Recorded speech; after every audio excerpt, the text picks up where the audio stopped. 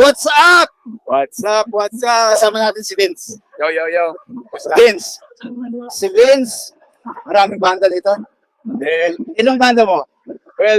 dalawa. Dalawa lang. Dalawa. Uh, Yung isa is with Summer Fling Memoirs. Summer Mars. Summer ako. Tsaka yung isa, Agro State. Agro State. Ako yung vocalist ng Agro State. Ako frontman. Agro State. Di inaasahan. Agro State. Gano'ng katagal yung Agro State? We started 2024. Ah, And we just, I think it was just a combination ng gusto namin na klase ng music. And then, like lahat ng mga kabanda ko is either from the scene or mga pro. sino makabanda mo sa Agro State? So yung bassist, which is kami talaga ni Carlo, ang nag-form ng Agro State, Carlo from Calrats. At saka gitarista namin is Miko from Senior Year, who plays bass for Senior Year. And then Coach, yung isang gitarista from Calrats, they just played na from Something Came Up also. And our drummer is Will. And ako, singer. So since 2024, yun na yung tawag dito, yun na yung lineup. Actually, no. It was just the four of us before. Nagsimula kami, apat lang kami. Toots wasn't there yet.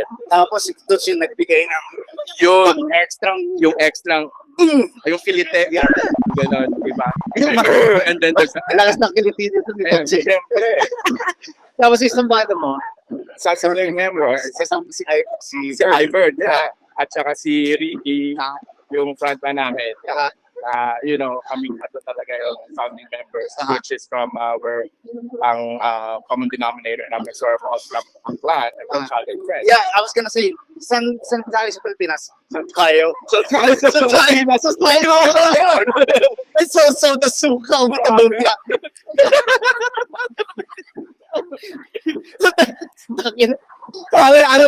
Talaga sa dati.